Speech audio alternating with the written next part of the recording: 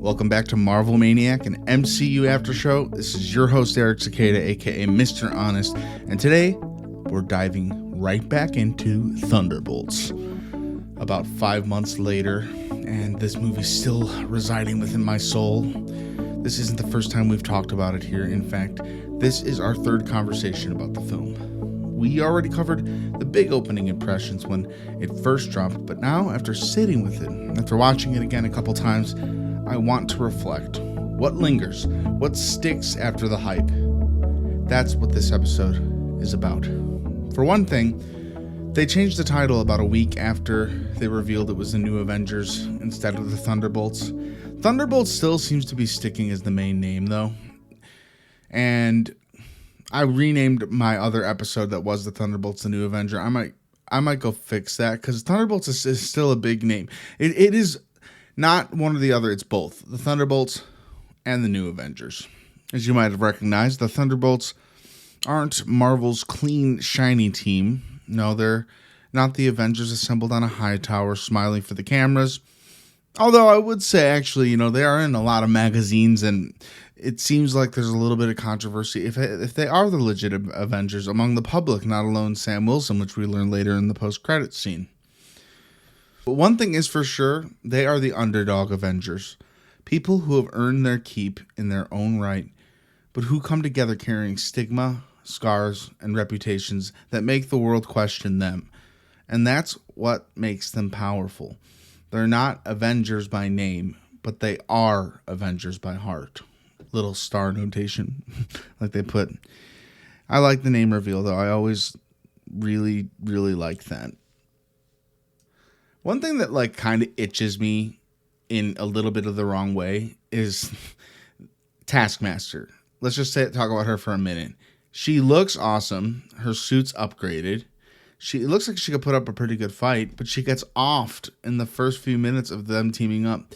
They totally would have had her on the team if they realized that they were being betrayed by Val 5 seconds earlier. It seems kind of cheap for the character, but not really. It's a decision to off somebody at the beginning. It gives you this idea that nobody's really safe, but at the same time, I just imagine the actress. I have to look outside the movie and imagine the actress probably didn't love that, but who knows? Maybe when she was pitched the idea, they told her, "You're gonna go out fast, but we want to bring you back for one more action scene, and you'll be the kind of death that brings the team together." They're not necessarily avenging her, however. She's never brought up again. She's brought up once or twice, and it's just one of the hanging chads I kind of wish didn't get shoved into the movie. And I mean, it's not shoved in. The deal is, I just wish that she had some more time. I wish she was a part of the team, because she's just as troubled as any of the other Avengers, and that's what's kind of the common string line here. These people are flawed. They have some dark, horrible histories, and they're coming together to be something greater, and that is a true underdog story. I would say the Taskmaster, all she went through with Natasha's betrayal, thinking she was taking Dracoff out, and Taskmaster getting completely ripped apart and turned into a robot by her horrible father. I mean, that's some stuff to hold on to for this movie if she stayed alive. But there might have been a reason. They didn't want a certain amount of characters to go forward. They wanted to raise the stakes by taking someone out early, letting you think that anyone could die, even though no one else really dies. No, I don't think nobody else dies. But let's just talk about some of these characters and the things they have in common. Their flaws and their past come back to haunt them in the sense of public perception. For example, Bucky Barnes, right? The Winter Soldier. He is scarred by his past as the Winter Soldier. He went through hell as the Winter Soldier. And the reputation that he holds, well, it's apparently good enough to get him a seat as a senator, right? But that makes me wonder if he could carry the shield as Captain America, because people were arguing, well, Bucky was the Winter Soldier. He can't go be doing something important like that. But then he's working in courtrooms, and, he's a business political figure now. So it makes me wonder, will we ever see a Bucky Captain America? My guess, no. But that's okay because Bucky really brings it, whether or not he has Captain America's name or just the Winter Soldier classic. I think he'd prefer just Bucky at this point. I wonder if he associates Winter Soldier as the bad name of the bad guy who did the horrible things out of his control because of the brainwashing. Yelena goes through a giant transformation in this movie. She's obviously the main character. She's brings up from the very beginning she feels a void. The word void, very prominent in this movie. That is the opposite side of Bob, his evil counterpart, kind of like the Hulk in a sense, because he is completely separated from that other half.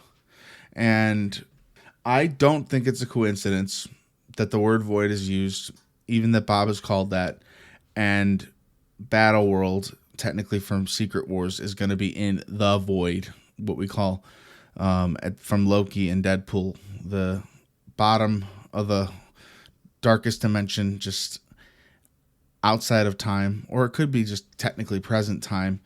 It's called the void at the end of time, I think it is, in Loki.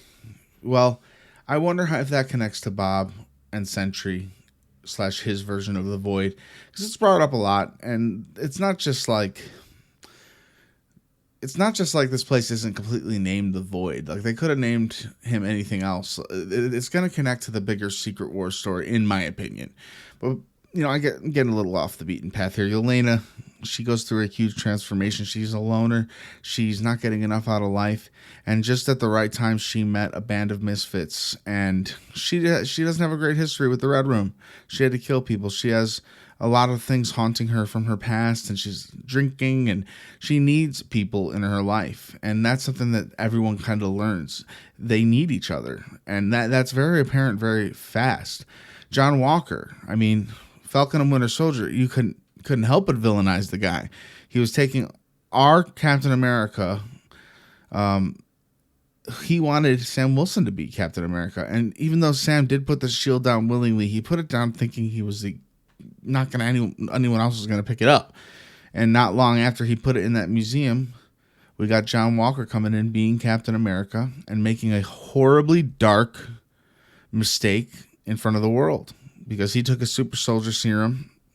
So he does have those superpowers, but he kills a guy who he blames for his best friend's death. The guy who he killed was a terrorist. However, he wasn't the guy who killed his best friend. But that still haunts him. We see when Bob touches him, when we have one of those flashbacks early in the movie, we see John's very withdrawn from his wife. He's not watching his kid. He's reading an article about the disgraced Captain America. It's just baggage. Everyone's got their baggage. The Red Guardian, yearning for relevance. He loves the hero game. He's comedic relief, but he has a lot of passion, and he brings so much character to the show. I'd say his past is dark because he worked for the Red Room too, in a way. However, he's just got kind of like a sad life right now, trying to think about the glory days and if they'll ever come back. Ghost, another one with pain, searching for belonging. All of Ant-Man and the Wasp, Ghost is kind of your anti-hero, where she's not really the bad guy, but she is the antagonist. But at the end, the Ant-Man fam decides to help her out. So they were getting particles in the quantum realm actually for her when the snap happened. So Scott Lang lost connection to the outside. Very scary, but we all know how that goes. Maybe we'll revisit Ant-Man together one day. I love those movies. Val, even, she's like a dark Nick Fury. And in the way that everyone's trying to kill each other because of her, which is kind of like a little bit Unforgiven. It's such a dark premise that even Val has a traumatic flashback from the Void. And I think she is a flawed anti-hero as well. I think she's going to be a leader and a spokesperson for them, regardless of what she had done in this movie. The new Avengers were kind of pushed into that role, but since they took the role from her, I'm assuming she gets off the hook for all the stuff she was being judged for in this movie, and she gets credit for helping form a team that saved New York without everyone knowing the narrative that it was one of their own, Bob, the Sentry, that caused all this. And indirectly, Val started all this. So I see pieces of myself in all of them. Honestly, There's something about this movie that lifts me up. It relates. There's darkness in everyone. Everyone has some sort of past. Not everyone, but people have past and rough past and go through hardships. And the hardships in this movie are completely relatable. And I wasn't Captain America before and depressed about it, but hey, I was a speech state championship in high school. I'm not depressed about it, but I'm thinking, man, that was kind of a glory day. We have our history, and it's whether it's us living up to our best selves in our mind, or fulfilling destiny and being a hero, or just taking that leap and making a friend in the darkest of places in the void itself. Everyone does a group hug, and that's how the day is saved. I mean, this is a bold movie, and it's not just your average Avengers movie. It's darker, it's grittier, but it has a lot of heart, and it brings a really cool team together of underdogs, like I said. So here's where it gets really interesting. Sam Wilson doesn't know the team the way we do, right? He hasn't seen their growth, their redemption, their scars turning into strength. All he knows is his friend Bucky, the Winter Soldier, still stigmatized in the public eye, is now running with a band of misfits under Val's leadership. I mean, Sam knows John Walker. He knows he's all right now, but he's not a perfect guy. He might have knowledge on the other characters, like Red Guardian doesn't know who he is. Sam's most likely getting a team together with like Shang-Chi and maybe Spider-Man. I don't know. I don't know if that's like more mainstream heroes. So it's kind of amazing that we get to see these characters come out of their darkness into a light, into a new meaning, a new age for themselves, but their reputations precede them, and that's why Sam is out here trying to build his own Avengers, because he wants to carry Steve's mantle with pride and legitimacy. It bothers me that he hasn't started that already. I mean, even at the end of the new Avengers, it's 14 months later, and Sam is still trying to form his own team and get it established. How long does that take you? He made you Captain America. How many years? Like 5-6 years ago now, So I want to see a little more of his side of this, and I think it's been speculated that this post-credit scene I'm talking about, where they learn that Sam is trying to trademark the Avengers, I think that is going to be in Doomsday, as many have speculated. So Sam forming his own Avengers with these underdog Avengers on the side, giving him just a hard time on the name. He sees them, the Thunderbolts, Avengers, new Avengers, as a liability and dangerous wild card, I'm guessing. Meanwhile, as the audience, we've watched them earn that respect, and fight through stigma, prove their worth. They have. That dynamic, that collision of perspective, that's Marvel planting seeds for some of the most emotionally charged storytelling ahead. I think they nailed this movie. I really love the new Avengers. So every one of these characters has a bit of a void inside. Stigma, guilt, trauma, but they aren't defined by it. They fight through it together. And that makes them just as valid as Sam Wilson's Avengers. Maybe even more relatable, because it's not about perfection. It's about stepping up despite the pain. The void is in all of us, in a sense. The void is that lost year after you failed something you really needed or wanted in life. Certain years that ring my mind are 2013 and 2022. I won't say why. I'm going to say this word one time because I don't want to overdo it or knock it on the head too much, but mental health. Mental health is important. Friendship is important for that mental health.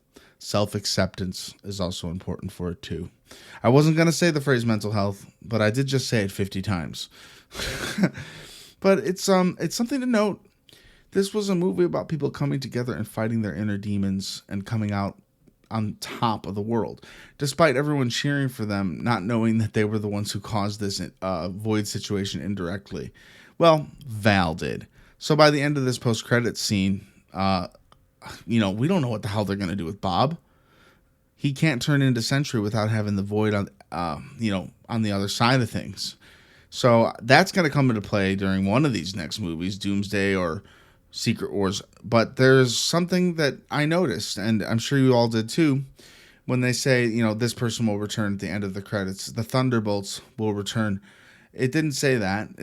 I think it said the new Avengers will return and Bob So like Bob's separate. He's not in all the group pictures. He's kind of a hidden asset or someone they're trying to protect because of what he did in New York that day. Nobody really knew exactly what it was. So I think he's just sticking with his friends, and they have him along so they could A, keep everyone safe from him, but B, be there for him because he's a friend. And it seems like this team is actually full of friends, which, you know, we get that a little bit from the bigger original Avengers, but they're definitely like co-workers with a history. By the end of the series, Steve and Tony do have like a brotherhood type thing going on. However, 5 years is a long time for them not to talk that much. They are very different, these new Avengers, than the old Avengers. That's what I like about them. Like, all we do is punch and shoot. That's one of my favorite lines.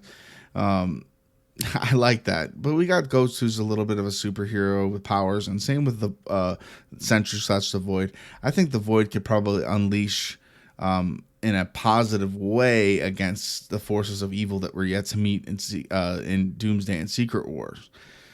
So yeah, everyone's got a little bit of a void inside of them, and it's hard to confront, but we know that if we do, it should be a positive thing, and it should be, honestly, everyone should be given a second or third chance in life. And I love that these characters come together to be a superhero team after being kind of anti-heroes. It's just inspiring. And the fact that they're held up in Avengers Tower, that's just icing on the cake.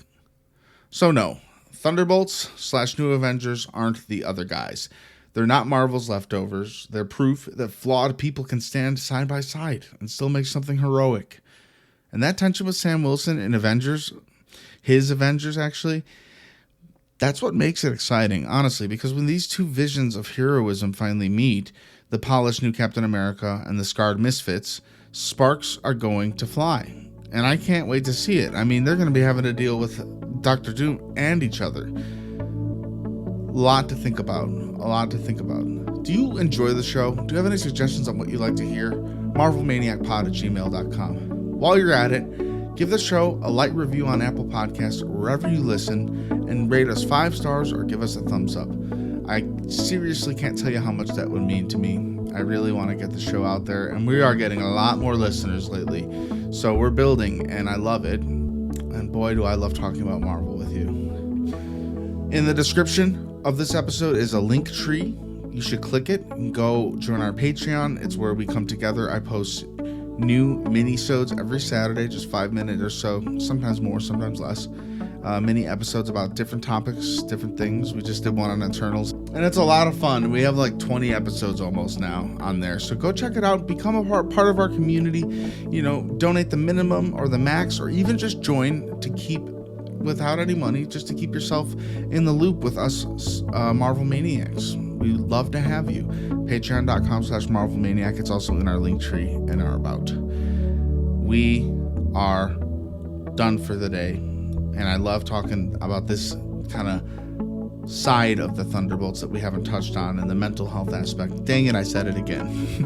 It's important, okay? If your mental health is important, and you need to talk to someone and not be ashamed if you ever need that kind of help. And find your found family. That even if you don't have a family that you're super close with, I'm sure you have a friend that would be that person for you, because you're amazing. That's all I got for today. This has been Marvel Maniac and MCU After Show. Thank you again so much for listening. I'm Eric Cicada, aka Mr. Honest. And until next time, Avengers, disassemble.